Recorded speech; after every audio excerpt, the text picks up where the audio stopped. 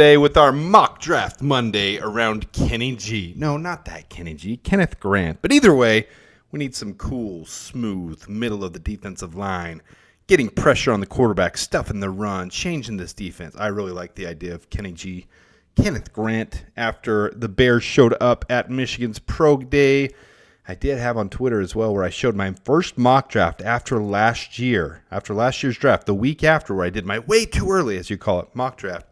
I had Kenneth Grant going to the Bears there in the second round. Now, this is why people got stuck on him being a second rounder this year, because our mock draft databases, our simulators, they do things based off of last year's rankings, and then people move around according to and how they did in the year. So Nick Scourton, many believe, is a late first rounder. Kenneth Grant, middle first rounder, and it's appearing more and more every day like an early first rounder. So if you didn't see my video on Michigan's Pro Day on Kenneth Grant, go check both those out. In fact, I'll link them in the description of the video. Check those out. But I am sold on the Bears taking Kenneth Grant at number 10 overall. No trade down, number 10 overall. So for those who didn't see, we'll recap a couple things, put a couple highlights in here. That's that mean bull of a beast right there in the middle, getting that tackle. So you can see both here simulators. I'm going to do two different options. We're going to do dual option today. And the reason I'm doing that is I'm using PFF for one and NFL mock draft database for the other. But I'm going to do a small trade down and try to garner some value in the earlier part of the draft on one. And in the other one, I'm going to try to just acquire a bunch of picks later in the draft. Obviously, the later picks are worth less than the earlier picks. So I'm going to do one where I get more picks and one where I get more quality picks. And we'll see which one you guys like the most. But for those who didn't see earlier, Kenneth Grant is a Maryville, Indiana native, so he's close enough to get a free top 30 visit for the Bears. So I'd be shocked if the Bears don't bring him in for a top 30 visit at their Pro Day, at Michigan's Pro Day. It was very clear that they're enamored with him and that they like him. So I do believe he'll be on the Bears' radar. Will they take him at 10? Nobody knows yet, but that's what this mock draft is going to revolve around. Kenneth Grant, and then multiple options after that. And like I said, two scenarios. One where we're trading for a little bit more value, earlier picks, and one where we're trading for more value in more acquired picks overall total. So we're going to build this one a little bit differently. I'm not doing the full blown-on stats from PFF. I'm just going to give you guys their career stats year by year with some brief synopsis. So I'm not even going to go over these. If you want to pause it and look, you can. Nick Scourton getting a little bit of discredit because of the lack of production in sacks, but still decent amount of pressures overall. Just the hurry variety was bigger. So, and I'm going to go best player available. I'm not necessarily going to be stuck on one position in these. I'm going to take best player available. Nick Scourton dropping to 39 on the mock draft database one is a no-brainer to take him. He's the right size and build for Dennis Allen. And Nick Emenwari, for me, is a very much higher talent than PFF has them. So there's no way I can pass up on Nick Emenwari. So he's there. They have him ranked 45th. I don't agree with that at all. So Nick Emenwari, I'm going to take him in the PFF simulator. So, and like I said, on this one, we're going to trade down from 41. So here's our trade value on these. In the middle, I know this is really small, guys. I apologize, but this is the Rich Hill trade value chart, which is the more generally accepted one. And whenever you're trading, there's going to be a slight discrepancy, but it's going to be close. So it's going to be a slight difference in trade value. So in this one, we're going to trade down twice. We're going to trade down from 41 to 43 with the Niners, pick up 160. And then we're going to trade our own 148 with that 43, and we're going to trade for 50 and 92. So we're going to come back in and have another late third rounder there from the Seahawks. So that's what we're doing. Giving up 41 and 148. We're getting 50, 92, and 160, and it's about 9 points difference, so not significant. On this one, we're picking up more draft picks. So the Panthers, and I only did what was proposed to me, so I didn't go crazy here. And I'm not going for crazy, insane value of, we're fleecing people. No, I'm going for pretty equal value. This one, the Panthers want to come up from 57. 57 to 41 is a pretty sizable difference, pretty sizable range. So you're still staying in the second round, but you're going late second round here. So we're going to get that. We're going to get a fourth, 2 fifths, and a future seventh. So we are getting more picks on this one. We're giving up one, so we're netting one extra one. This one, we're gaining 4 picks, 3 in this year's draft. So that's the difference in these. You still get an early fourth rounder, so I don't hate this at all. And we'll have 3 fifth rounders, 3 fifth round picks. So let's jump right into what we do with these. Right here, the third pick overall, I didn't expect Ariante Ursary to be here on NFL Mock Draft Database. In fact, he usually isn't this far down. I like Ariante Ursery a lot. If you guys haven't seen my prior mock drafts or my video on him, I see him as a late first round, early second round prospect. He has shorter arms like everybody in this draft class, 34-inch arms, which is still, it's in that range where he can still play tackle. So he gives a good option where he can replace Braxton Jones or he can be a backup guard. Big size as well, about 330 pounds. So I like these guys that are bigger, that are mobile, gave up very little pressure, so I like that as well. Quinshawn Judkins, I like a lot as a running back prospect. There at 50, he was the best running back available, so I went ahead and took Quinshawn Judkins, and I have no hesitation with that whatsoever. You can see running back is going to take more of a back seat with these best player available happening. So Ariante Ursery is going to be our pick on Mock Draft Database, and PFF, we're going to pick Quinshawn Judkins. All right, with our fourth picks, I am heading towards the tight end room, tight end 2.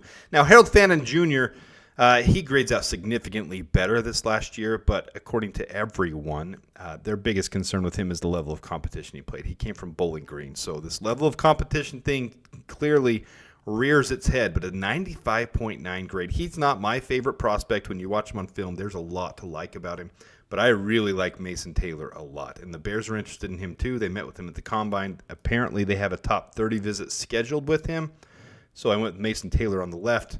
On the right, with NFL Mock Draft Database, he was gone, and Harold Fannin was the only real tight end option left, so I had to snag him before all the good options for a tight end were gone.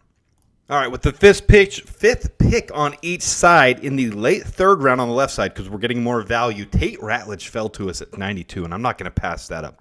To me, he is a late second round, early third round prospect. I really like Tate Ratledge with his size, his agility, the way he plays on the offensive line. He only gave up 7 total pressures this last year, which is phenomenal. That entire Georgia line did well. But at 114 in the fourth round, I feel like Bashul Tutton would be a steal there. So Bashul Tutton, to me, is one of my favorite running back prospects. I liked him before he ran a 4.32 at the Combine.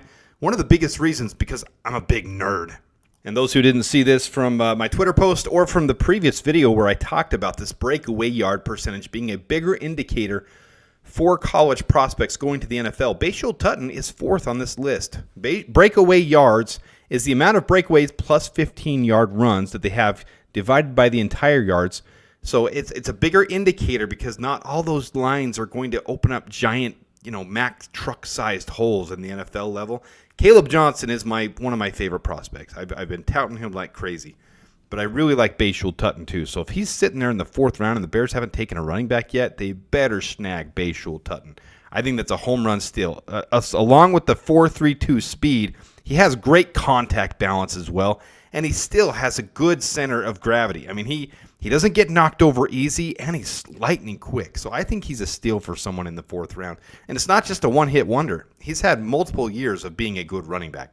As you can see from his chart here, 1,150 yards this year, 6.3 yards per attempt. Last year, 875 with 5 yards per attempt and 6.6 yards per attempt the year before, 1,370 yards. So everything about him is a quality back. He is very similar to DeAndre Swift, though, so I can see why some people wouldn't want him. They'd want more of the powerhouse Quinshawn Judkins or Caleb Johnson type of back, so I get it. But in the 4th round, I couldn't pass him up. I had to snag him up, so... In the next pick, like I said, we're going to have extra picks here. We're going to have extra picks on the right side. You can see we gave up those picks. So I'm going to have to fill in these extra ones, the 140 and the 148. So this side over here is going to have to take a timeout. Holland Pierce, to me, is a early 4th round grade. So if he falls and the Bears want to pick him out, I'm 6'8", and just massive size. And he's gotten slender, and slender for him. He's still 350 pounds, 340 pounds. He started 440 pounds when he came to Rutgers. He's been very disciplined, been on a diet, been on a strict regime and a workout regime and a strict diet, and now he's becoming one of the more premier offensive tackles in this class. He just needs to work on his kick slide and his agility. It will come, but he lost all that weight, and he's got to continue to work. He's a prospect. He's a developmental guy. But to me, if you're taking Braxton Jones 5th round 4 years ago, and then you're taking, to me, Holland Pierce would be a better prospect than Braxton Jones 4 years ago. You can maybe hit lightning twice with this type of situation. I would absolutely pick up Holland Pierce there if he's available. So again, on the right side, we're going to go Billy Bowman now. We're going to address the safety position, and that's going to be the advantage of more picks. You might not be getting the top picks over here. You're getting Bashul Tutton running back instead of Quinshon Judkins. Clearly not as good a prospect. Harold Fannin and Mason Taylor, that's not necessarily their fault. It's just where they landed in those things. But you're getting Tate Ratledge over here, but you're going to get some lower prospects, but you're also going to get more prospects. You're going to get some more options. So Billy Bowman, not the same level as Nick Amanwari, but still a very good prospect. Had a very good year this last year. So we're taking Billy Bowman with the 7th pick on this right side on acquiring more picks. Now, as we get back to them being equal, Holland Pierce was still available at 160 on the PFF simulator. So we're going to take Holland Pierce over here too. He's the only thing that was equal on both sides on these, other than Kenny Grant. So we had our Kenny G, and then we got our Holland Pierce on both of them. And on the other side, we're going to take our linebacker. We're going to take Danny Stutzman, also from Oklahoma. So we're taking 2 Oklahoma boys. No, I'm not an Oklahoma fan. Sometimes it just happens where I take 2 guys from the same school. But I do like Danny Stutzman. I feel like he had a good year. A lot of tackles, and he's in the gaps a lot, and still good coverage grades. So a good mid-level prospect that you could develop, and someone that could really fill in well for Jack Sanborn as well. All right, with our second to last picks, this is where you're just getting into the best player available in the 7th round. And yes, these are completely unrealistic. I don't think with Dante Thornton running the time he did in the 40 and his size, 6'5", running a 4.3 40, I don't think he's going to last till the 7th round, but he's there. Hey, this is the unrealistic part. I'm going to run with it because it's the mock draft. That's what you do. So Deontay Thornton, we're stealing him in the 7th round. And then I know some people are going to say, we don't need a quarterback. Well, guys, we have an undrafted free agent and another undrafted free agent as our backup. And Tyler Shaw, according to most, should be a 1st, 2nd, 3rd round prospect. So PFF is completely off base here. In fact, if you watch his throwing mechanics and his motion, he's going to be fine at the next level. The reason they have him so low is, like I said, they base it off of last year's rankings. And you look at him last year, only 746 yards, 1,290 yards. This is his first real year as a bona fide, true number 1 starter who had elevated his game in the league. So they've got him out of position here, but we're going to steal him. And I'm not saying it's impossible for the Bears to draft a late 7th round. This is the very end of the draft with 233 and 240. This is the end of the draft. So if the Bears pick a quarterback here to replace Tyson Bagent next year, to be able to have him develop and Austin Reed goes to the practice squad, I don't have any problem with that. You need a good quality backup, and Tyler Shaw could be that for the Bears. So Deontay Thornton, Tyler Shaw. Then our last picks on this side over here, we're going to take a linebacker finally with Nicholas Martin. I don't think there's any shot he falls this far as well. They're doing the same thing with Tyler Shaw. The injury last year is hampering him in this year's rankings, so it's unrealistic, but it is what it is. We're taking what we're taking. Then over here, Elijah Husey, I have not promoted at all on the channel. I should. I see him way higher than 240. I see him as a 5th, 6th round option. The reason being his return ability. He's a great returner. Now I know we've filled that with Duvernay and we've got that need filled, but there's always need for more return guys. And he had he's had good years at cornerback. And we need more competition in the cornerback room. We are still going to fill out a couple more spots there. So he's had a couple good years here. I like him as a prospect, but even more than that, he's a dual threat because he has returned punts for touchdowns. So he's a good return option for us as well. So there's your drafts. On the PFF side, we took Kenneth Grant, Nick Amanwari, Quinshon Judkins, Mason Taylor, and Tate Ratledge. That alone, and Holland Pierce. That alone, guys, I'm sold. This draft would be phenomenal. Now, some of you will knock it and say, Kenneth Grant's too early. No way Nick Amanwari falls to the 2nd. I agree with you. Not on Kenneth Grant, but Nick Amanwari. Wrap your head around Kenneth Grant being the pick at 10 because it very well could happen. And if we don't, the Niners are probably taking him at 11. Tyler Shaw and Nicholas Martin. This is a more realistic trade of what could happen, or draft that could happen up until those last 2 picks. I don't see those 2. But this could happen. This is a realistic take. This one's not quite as realistic, except, this really could happen this way in the beginning. I just see us taking a running back earlier, but I actually like the beginning of this. I don't think that ending will happen either, but I think both are fun options to check out. What one do you guys like more? Do you like getting a Tate Ratledge, a higher prospect earlier, or do you like more picks at the end and getting more picks, more, the haul, right? Well, they're lower level haul picks, but they're still the haul, so it's a lot of fun to go over. So let me know what you guys think in the comments. Let me know which one you like more. I probably will come off the Kenny Grant, the Kenny G high here in a little bit because I got to give you guys some other options. I can't get stuck on one thing. I do it every year. I did it last year with Rome Odunze. I got way too high on him. I got stuck on him. all I talked about for that last month coming up to the draft was how we're going to get Rome Odunze, how we're going to make it happen, how he's the best wide receiver in last year's draft class, how he's better than Marvin Harrison Jr., how his contested catch and his low drop rate. I did all sorts of crazy stuff about Rome. I couldn't come off of Rome Odunze, so it's kind of turning into that with Kenneth Grant for me.